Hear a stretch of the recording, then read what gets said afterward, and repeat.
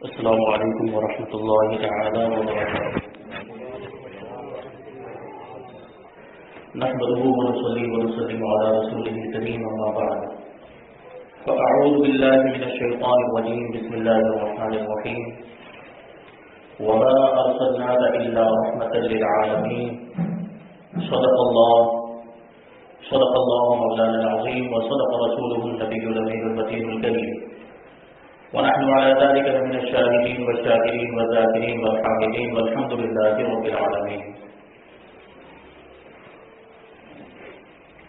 آئیے ہم اور آپ سب سے پہلے حضور سرور کائنات فخر موجودات باعث تخلیق کائنات احمد مجتبی محمد مصطفیٰ صلی اللہ علیہ وسلم کی بارگاہ بے کش پناہ میں جھوم جھوم کر درود و سلام کا نذرانہ عقیدت پیش کریں اور پڑھیں اللہم صل علی سیدنا مولانا محمد معدن الجود والکرم وآلہ الکرام وابنہ الکریم مبارک وسلم صلاۃ و سلام علیک یا رسول اللہ صلی اللہ تعالی علیہ وسلم. عزیزان ملت اسلامیہ، آج انشاءاللہ تبارک و تعالی آپ حضرات کے سامنے شان رحمت مصطفیٰ صلی اللہ علیہ وسلم پر کچھ باتیں عرض کرنے کی سعادت حاصل کروں گا. اللہ تبارک و تعالیٰ کی بارگاہ میں دعا ہے کہ مجھے حق کہنے، آپ کو حق سننے اور ہم سب کو حق پر عمل کرنے کی توفیق عطا فرمائے. اللہ تبارک و تعالیٰ نے اپنے بندوں کی ہدایت و رہنمائی کے لیے مختلف ادوار میں مختلف زبانوں میں انبیاء کرام اور رسولان نظام کو بھیجا. اور یہ انبیاء کرام وہ ہوا کرتے تھے جو بڑے کمال کے درجے پر فائز ہوتے تھے. اللہ تبارک و تعالیٰ نے کسی نبی کو حسن و جمال میں کمال عطا فرمایا، کسی نبی کو ملک و مال عطا فرمایا، کسی نبی کو اللہ تبارک و تعالیٰ نے جود و نوال یعنی سخاوت جیسی صفت عطا فرمائی، کسی نبی کو اللہ تبارک و تعالیٰ نے سلطنت عطا فرمائی، کسی نبی کو عزت و عظمت عطا فرمائی. اس طریقے سے مختلف انبیاء کرام کو، بلکہ سارے انبیاء کرام کو کوئی نہ کوئی خوبی اللہ تبارک و تعالیٰ نے عطا فرمائی. لیکن جب نبی آخر الزمان ہمارے آقا حضور رحمت عالم صلی اللہ علیہ وسلم کو اللہ تبارک و تعالیٰ نے آخری نبی بنا کر اس دنیا میں بھیجا، تو اللہ تبارک و تعالیٰ نے ہمارے نبی کے اندر وہ سارے کمالات جمع فرما دیے جو آپ سے پہلے انبیاء کرام کے اندر مختلف طور پر موجود تھے. حضور صلی اللہ علیہ وسلم کو سراپا معجزہ بنا کے اللہ تبارک و تعالیٰ نے بھیجا. کسی نبی کو ایک معجزہ عطا ہوا، کسی نبی کو 2 معجزے، کسی کو 3 عطا ہوئے، لیکن اللہ تبارک و تعالیٰ نے ہمارے آقا کو سر سے لے کے پاؤں تک معجزہ ہی معجزہ بنا کر بھیجا. حضور رحمت عالم صلی اللہ علیہ وسلم کے کمالات و خوبیاں کا عالم یہ ہے کہ آپ کے کمالات بے مثل و بے مثال ہیں، بلکہ بعض خوبیاں، بعض صفات، بعض کمالات اللہ تبارک و تعالیٰ نے ہمارے آقا کو ایسے عطا فرمائے کہ جہاں تک کسی کا گمان بھی نہیں پہنچ سکتا ہے. حضور رحمت عالم صلی اللہ علیہ وسلم کو اللہ تعالیٰ نے ایسی خوبیاں عطا فرمائی اور ایسے بے شمار فضائل عطا فرمائے. آپ سید المرسلین بھی ہیں، آپ رحمت للعالمین بھی ہیں، آپ مزمل اور مدثر بھی ہیں، آپ طٰہٰ اور یاسین بھی ہیں، آپ بشیر و نذیر بھی ہیں، آپ سراج منیر بھی ہیں. یہ فضیلتیں، یہ صفات اور یہ خوبیاں، یہ کمالات اللہ تبارک و تعالیٰ نے ہمارے آقا کو عطا فرمائے کہ آپ کی ہر ادا، آپ کی صورت، آپ کی سیرت، آپ کی ذات، آپ کی صفات، یہاں تک کہ آپ کی جسم پاک کا رونگتا، آپ کے بدن اقدس کا ایک ایک بال یہ سراپا کمال ہے. اور اللہ تبارک و تعالیٰ نے آپ کے کمال کو بے مثل و بے مثال بنایا. آپ کی شان کا کیا کہنا، کیسی شان. اللہ تبارک و تعالیٰ نے ہمارے آقا کی بڑائی کے روز اول ہی میں انبیاء کرام سے میثاق لیا تھا، انبیاء کرام سے وعدہ لیا تھا، عہد و پیمان لیا تھا کہ جب میرا نبی آخر الزمان آئے گا تو تم ضرور اس پر ایمان لانا، پوری زندگی اس کی تعریف کرتے رہنا، اس کے آنے کی خبریں اپنی امتوں کو دیتے رہنا. اور اس پر ایمان لانے کے لیے، اس کی نصرت و حمایت کے لیے ہمیشہ کمر بستہ رہنا۔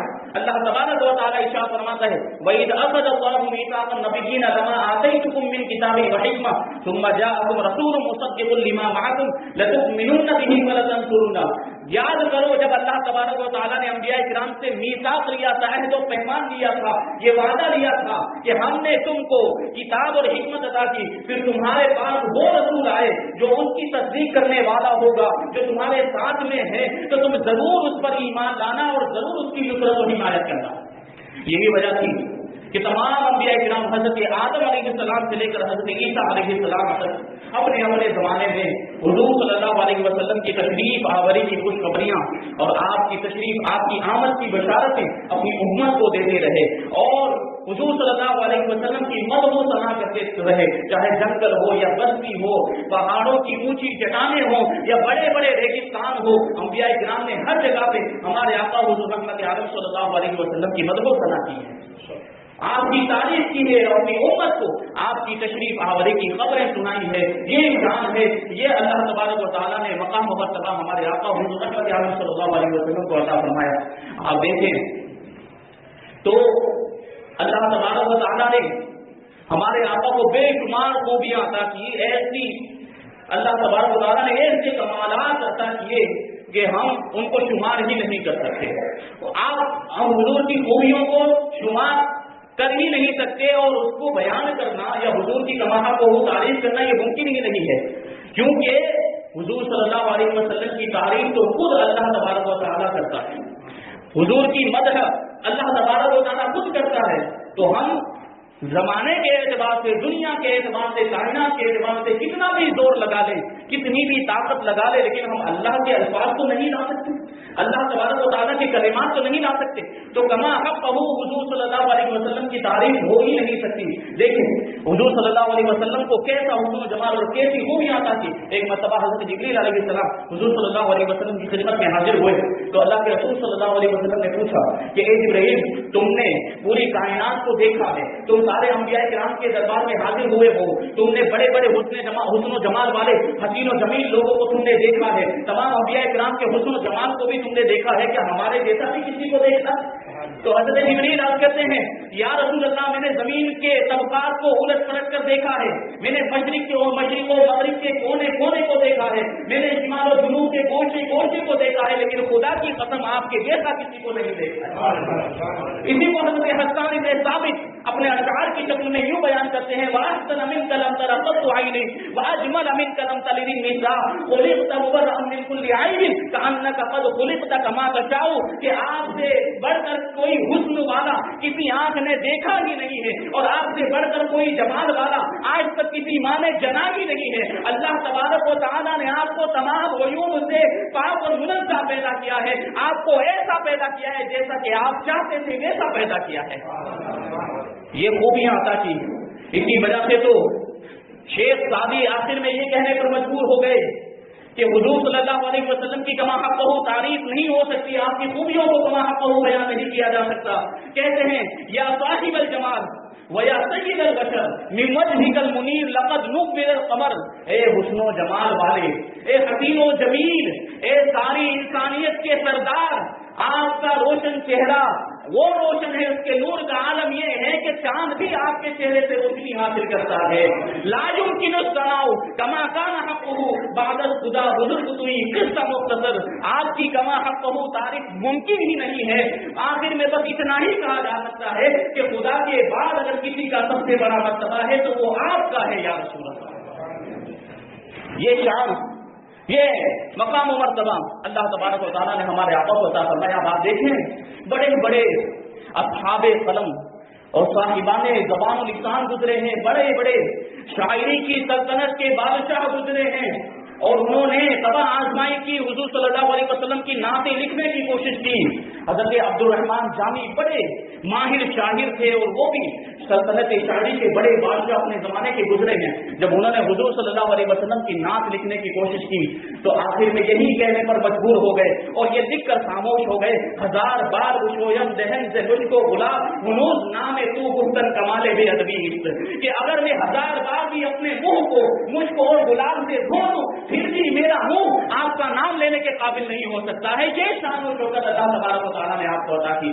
اسی وجہ سے اعلیٰ حضرت امام احمد رضا خان فاضل بریلوی اپنی پوری زندگی ناموں سے رسالت پر پہرا دیتے رہے, اپنی پوری زندگی حضور صلی اللہ علیہ وسلم کی تعریف کرتے رہے. کبھی اپنے فتووں کے ذریعے سے, کبھی اپنے رسالوں کے ذریعے سے, کبھی اپنی کتابوں کے ذریعے سے, کبھی اپنی تصنیفات کے ذریعے سے, کبھی نعت شریف لکھنے کے ذریعے سے, کبھی شاعری کے ذریعے سے یہ اعلیٰ حضرت حضور صلی اللہ علیہ وسلم کی تعریف کرتے رہے. بہت سی نعتیں لکھی, بے شمار نعتیں لکھی, بہت سی خوبیاں بیان کی, بہت سی تعریفیں بیان کی. آخر میں ایک یہ نعت لکھتے ہیں کہ سرور کہوں کے مالک کو, مولا کہوں تجھے, باغ خلیل کا گل زیبا کہوں تجھے, مجرم ہوں اپنے آنکھوں کا ساما کروں چاہا, یعنی شفیع روز جزا کا کہوں تجھے. تیرے تو وصف ایسے تناہی سے ہے بری, حیران ہوں میرے شاہ میں کیا کیا کہوں تجھے. آخر میں کہتے ہیں کہ کہہ لے گی سب کچھ ان کے تنہا کی خاموشی, چپ ہو رہا ہے کہہ کے میں کیا کیا کہوں تجھے. اب یہ کیا کیا میں بہت زیادہ ابہام تھا, اس میں پوشیدگی تھی کہ کیا کیا میں اور کیا کہا جا سکتا ہے. تو مقصد ارشاد فرماتے ہیں لیکن رضا نے ختم سخن اس پہ کر دیا, لیکن رضا نے ختم سخن اس پہ کر دیا, خالق کا بندہ خلق کا آقا کہوں تجھے. یعنی آخر میں ہم یہی کہہ سکتے ہیں کہ آپ اللہ تبارک و تعالیٰ کے بندے ہیں, لیکن اللہ تبارک و تعالیٰ نے آپ کو ساری مخلوقات کا آقا بنایا ہے. یہ شان اللہ تبارک و تعالیٰ نے ہمارے آقا کو عطا کی.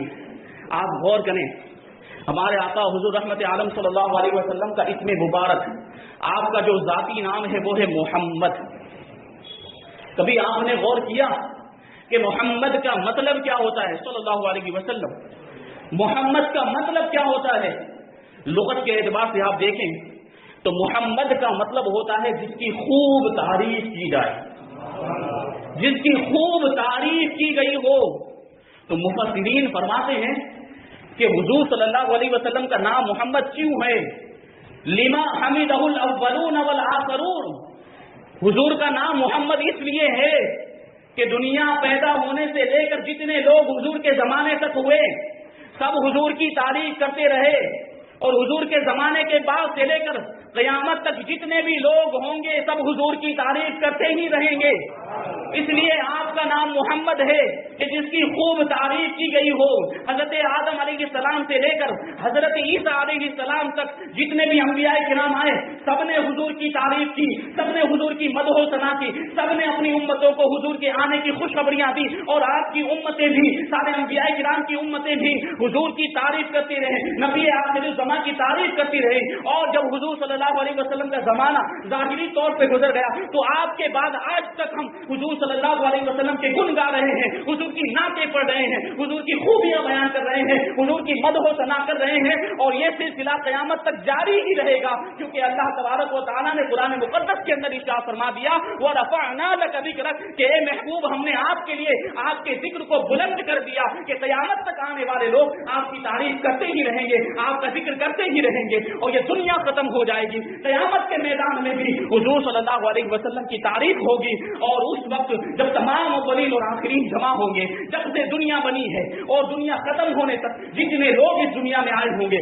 محشر کے میدان میں سب جمع ہوں گے, قیامت کے میدان میں سب جمع ہوں گے. اس وقت اللہ تبارک و تعالی ہمارے آقا کو محبوبیت کبریٰ اور شفاعت کبریٰ کا درجہ عطا فرمائے گا, اور اللہ تبارک و تعالی قرآن مقدس میں ارشاد فرماتا ہے عسیٰ ان یبعثک ربک مقام محمودا کہ ان قریب اللہ تبارک و تعالی آپ کو مقام محمود پر فائز فرمائے گا. اور مقام محمود کا مطلب کیا ہے کہ جہاں پر حضور تشریف فرما ہوں گے تو تمام اولین اور آخرین حضور کی تعریف کریں گے, حضور کی مدح و ثنا بیان کریں گے. قیامت کے دن یہ شان و شوکت ہوگی. اسی وجہ سے تو علامہ حسن رضا خان بریلوی کہتے ہیں کہ فقط اتنا سبب ہے انعقاد بزم محشر کا, فقط اتنا سبب ہے انعقاد بزم محشر کا کہ ان کی شان محبوبی دکھائی جانے والی ہے, کہ ان کی شان محبوبی دکھائی جانے والی ہے. یہ شان, یہ شوکت, یہ مقام و مرتبہ اللہ تبارک و تعالیٰ نے ہمارے آقا حضور رحمت عالم صلی اللہ علیہ وسلم کو عطا فرمایا.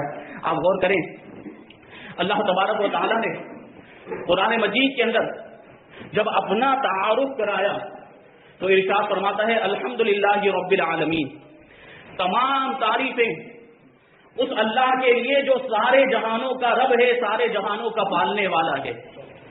اور رب کا معنی ہوتا ہے پروردگار، پالنے والا.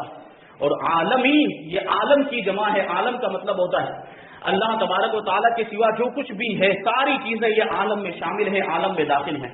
اس کا مطلب یہ ہے کہ اللہ تبارک و تعالیٰ پوری کائنات کا پروردگار ہے اور پوری کائنات کا رب ہے. لیکن جب ہمارے آقا حضور رحمت عالم صلی اللہ علیہ وسلم کا تعارف کرایا تو ارشاد فرماتا ہے وما ارسلناک الا رحمتا للعالمین، اے محبوب ہم نے آپ کو سارے جہانوں کے لیے رحمت بنا کر بھیجا ہے. تو اس میں بھی عالمین کا لفظ استعمال کیا، اور جب اپنا تعارف کیا تو اس میں بھی عالمین کا لفظ استعمال کیا. اس کا مطلب یہ ہے کہ حضور رحمت عالم صلی اللہ علیہ وسلم سارے جہانوں کے لیے رحمت ہے. اللہ تبارک و تعالیٰ سارے جہانوں کا رب ہے اور ہمارے آقا سارے جہانوں کے لیے رحمت ہے. جہاں جہاں خدا کی ربوبیت ہے وہاں وہاں مصطفیٰ کی مصطفائی ہے. جن چیزوں کا اللہ تبارک و تعالیٰ رب ہے ان چیزوں کے لیے ہمارے آقا رحمت ہیں. اب آپ غور کریں کہ کون سی چیز ایسی ہے کائنات کی جو رب کی ربوبیت میں، اللہ کی خدائی میں شامل نہ ہو.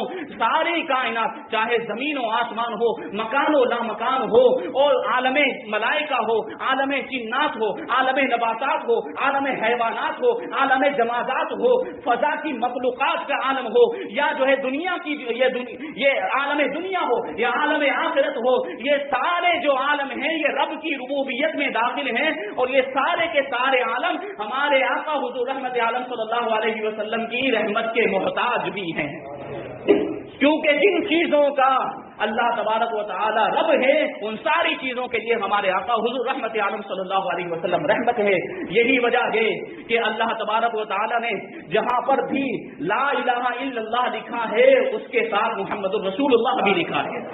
دیکھیں آپ تو جنت کے پتوں پر، اس کے درختوں کے پتوں پر اور جنت کی حوروں کی آنکھوں کی پتلیوں میں ملائکہ، انبیاء کرام اور مومنین کے دلوں میں اور ان کی زبانوں پر جہاں جہاں بھی لا الہ الا اللہ ہے وہاں ساتھ ہی ساتھ محمد الرسول اللہ بھی ہے. یعنی کائنات کی ہر چیز کے اندر اللہ تبارک و تعالیٰ نے حضور صلی اللہ علیہ وسلم کے اسم مبارک کو رکھا ہے.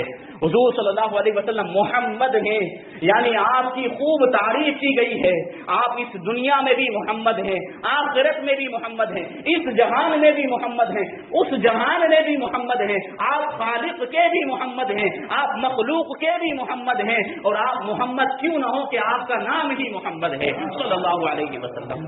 یہ شان آپ کو عطا کی گئی کہ ذرے ذرے میں اللہ تبارک و تعالیٰ کا نام ہے، اور جہاں جہاں اللہ تبارک و تعالیٰ کا نام ہے وہاں ہمارے آقا کا بھی نام ہے. سلطان جہاں، محبوب خدا، تیری شان و شوکت کیا کہنا. سلطان جہاں، محبوب خدا، تیری شان و شوکت کیا کہنا. ہر شے پہ لکھا ہے نام تیرا، تیرے ذکر کی رفعت کیا کہنا. ہر شے پہ لکھا ہے نام تیرا، تیرے ذکر کی رفعت کیا کہنا. آپ غور کریں حضور صلی اللہ علیہ وسلم کو اللہ نے ایسا مقام و مرتبہ عطا کیا کہ مسلمان ایمان والے تو حضور کی تعریف کرتے ہی ہیں، ایمان والے مومنین تو حضور کی مدح و ثنا بیان کرتے ہیں، غیر مسلم بھی حضور صلی اللہ علیہ وسلم کی تعریف کرتے ہیں. بہت سے غیر مسلم ایسے ہیں جنہوں نے حضور صلی اللہ علیہ وسلم کی بارگاہ میں نعت کی گلدستے پیش کیے ہیں. ابھی موقع نہیں، صرف ایک شاعر کی بات کروں گا. گرو نانک نے ہمارے آقا کی شان بیان کی ہے. گرو نانک نے بھی حضور صلی اللہ علیہ وسلم کے مقام و مرتبے کو اپنی نعت کے ذریعے سے بیان کیا ہے. گرو نانک کی ایک ربائی، ایک چوپائی یہاں پر پیش کروں گا. میں نے ابھی عرض کیا کہ تمام چیزوں کے اندر، ہر چیز میں حضور صلی اللہ علیہ وسلم کا نام اس میں مبارک موجود ہے. اس کو کس طریقے سے بیان کرتے ہیں گرو نانک؟ دیکھو، نام جس وستو کا کرم کرو تم چو گنے داؤ. یہ سنسکرت ملی ہوئی ہے کچھ، اس میں غور کریں گے. نام جس وستو کا کرو تم چوگنے داؤ، دو ملا کر پچگن کیجئے پیچھے دوئی ملاؤ. نام 20 سے بھاگ لگاؤ. یہ مشکل ہے تھوڑا معاملہ کہ دو ملا کے پچگن کیجئے اور 20 سے بھاگ لگاؤ، باقی بچے تو 9 گن کیجئے پیچھے دوئی لگاؤ. نانک اس بدھ ہر شے میں تم نام محمد پاؤ. اس کا مطلب کیا ہوا کہ پوری کائنات کی کوئی بھی چیز آپ لے لیں، کسی بھی چیز کا نام لے لیں آپ، اور اس نام کی عدد کو نکالیں. پھر اس عدد کو نکالنے کے بعد اسے 4 سے ضرب دیں، 4 سے ملٹی پلائی کریں، اور ملٹی پلائی کرنے کے بعد جو جواب آئے اس میں 2 ملا ہے. 2 ملانے کے بعد اس کو 5 سے ضرب دیں، یعنی 5 سے ملٹیپلائی کریں اور پھر اس سے 20 سے تقسیم کریں، 20 سے ڈیوائڈ کریں، پھر جو کچھ بھی ڈیوائڈ کرنے کے بعد باقی بچے اسے 9 سے ضرب دیں، یعنی 9 سے ملٹیپلائی کریں اور اس کے آخر میں 2 ملا دیں تو حضور صلی اللہ علیہ وسلم کے اسم مبارک محمد کے عدد نکل جاتے ہیں۔ جیسے کہ جدید ایک لفظ ہے، جدید ایک لفظ ہے، اس کے جو عدد ہوتے ہیں، عدد نکالنے کا ایک طریقہ ہوتا ہے جو ماہرین جانتے ہیں، اس کے عدد 21 ہوتے ہیں، اس کو ہمیں 4 سے ضرب دینا ہے۔ جب ہم اسے 4 سے ضرب دیں گے تو اس کا جو جواب آئے گا وہ ہوگا 84۔ 21 کو 4 سے ضرب دینے کے بعد ملٹیپلائی کرنے کے بعد اس کا جواب آئے گا 84، پھر اس میں ہمیں 2 ملانا ہے، 84 میں 2 ملائے تو کتنے ہو گئے 86، اور 86 کو ہمیں پھر 20 سے ضرب دینا ہے، اس کو 5 سے ضرب دینا ہے۔ اب جب ہم نے 84 کو 5 سے ضرب دیا تو یہ ہو گیا 430۔ اب 430 کو ہمیں 430 کو ہمیں پھر جو ہے کہ 20 سے تقسیم کرنا ہے، یعنی 20 سے ڈیوائڈ کرنا ہے۔ جب ہم نے 430 کو 20 سے ڈیوائڈ کیا تو جو باقی نیچے جو بچا رہتا ہے وہ بچا رہا کتنا 10، پھر 10 کو ہمیں ضرب دینا ہے 9، باقی بچے 2، اس کو جو ہے ہمیں 9 میں ضرب دینا ہے۔ تو 10 کو جب ہم نے 9 میں ملٹیپلائی کیا تو یہ ہو گیا 90، پھر اس میں 2 ملانا ہے، 90 میں ہم نے 2 ملائے تو یہ 92 ہو گئے، اور یہی عدد ہے محمد صلی اللہ علیہ وسلم کے۔ کوئی بھی چیز کا آپ نام لے لیں اور اس طریقے سے اس کا حساب کتاب لگائیں تو ساری چیزوں کا یہ حساب جب آپ کریں گے تو آخر میں جواب آئے گا 92 جو محمد صلی اللہ علیہ وسلم کا عدد ہے۔ اس طریقے سے اللہ تبارک و تعالیٰ نے ہر چیز کے اندر اپنے محبوب کے نام کو پوشیدہ رکھا ہے۔ ایک نقطہ یہاں پر یاد آ رہا ہے کہ ہم بہت سا سامان خریدتے ہیں، بہت سی چیزیں خریدتے ہیں اور اس پر پہچان کے لیے اپنا نام لکھواتے ہیں، پہچان کے لیے اپنا نام لکھواتے ہیں۔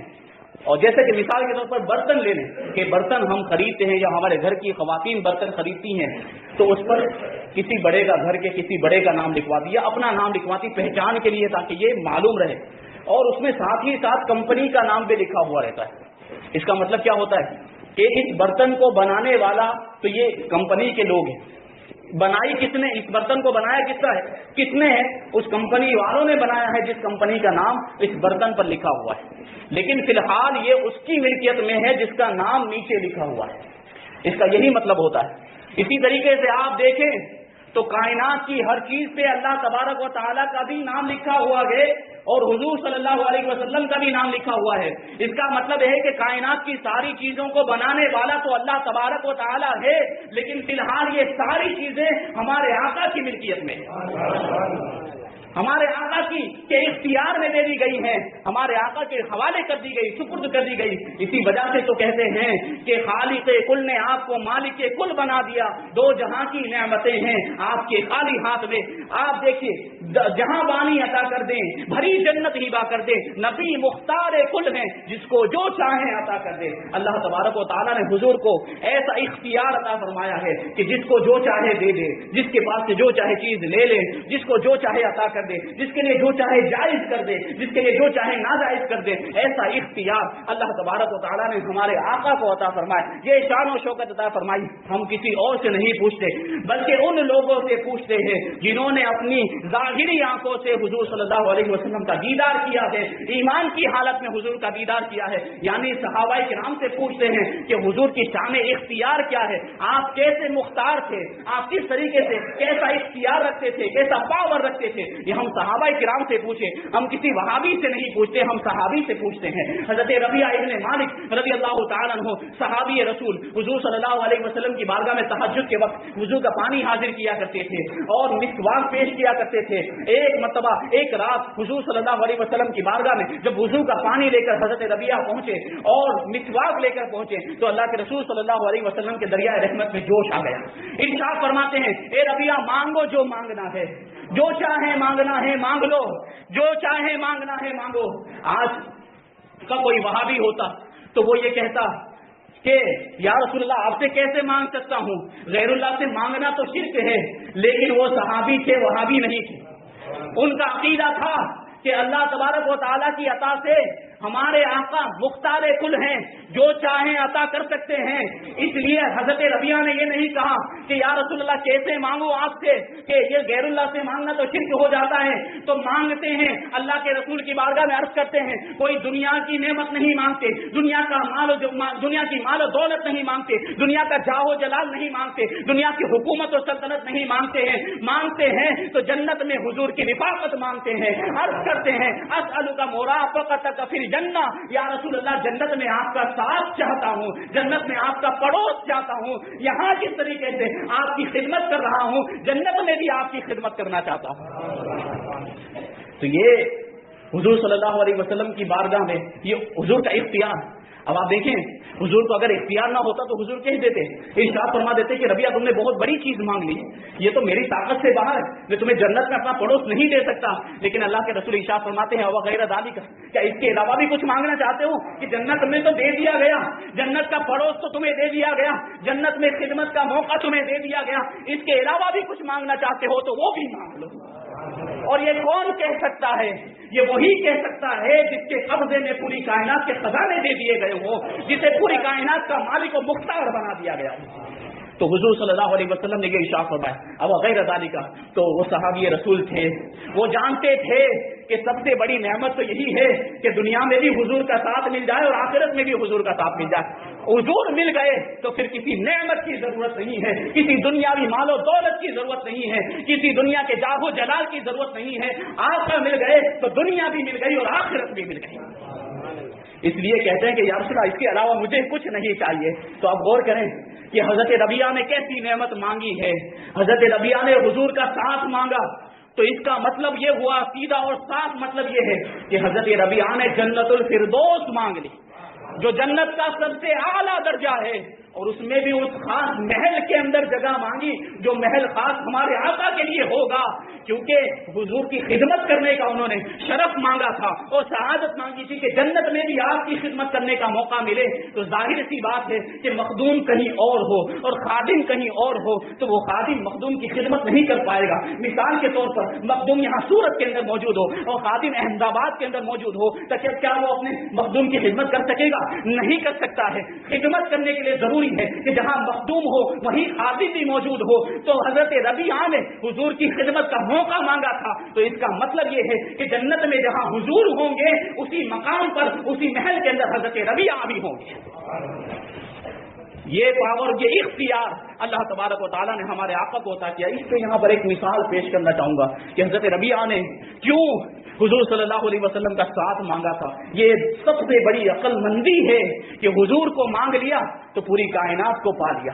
ایک عقل مند لونڈی ایک باندی تھی، ہارون رشید نے ایک مرتبہ اپنا دربار سجایا اور دربار میں سلطنت کی عجیب و غریب عجائبات اور نوادرات جو نادر چیزیں تھیں وہ ساری چیزیں دربار کے اندر سجا دی. اب اس میں کھانے پینے کا سامان بھی تھا، اس میں لکڑی کا سامان بھی موجود تھا، فرنیچر بھی موجود تھا، اس میں لباس بھی موجود تھے، درہم و دنانیر بھی، سونے چاندی کے سکے بھی موجود تھے. اب اعلان کیا گیا کہ ساری رعایا کے لوگ دربار کے اندر آ جائیں. جب سب لوگ جمع ہو گئے تو ہارون رشید نے کہا کہ جو شخص جس چیز پر ہاتھ رکھ دے گا وہ اس چیز کا مالک ہو جائے گا. اب جو پیٹو قسم کے تھے، جو کھانے والے لوگ تھے، انہوں نے کھانے کی چیز پر ہاتھ رکھا تو وہ چیزیں انہیں دے دی گئی. جو لباس کے شوقین تھے انہوں نے لباس پر ہاتھ رکھا تو لباس انہیں دے دیا گیا. سونے چاندی کے جو شوقین تھے انہوں نے سونے چاندی پر ہاتھ رکھا تو انہیں سونے چاندی کا مالک بنا دیا گیا. درہم و دنانیر پر کسی نے اگر ہاتھ رکھا تو انہیں درہم و دنانیر کا مالک بنا دیا گیا.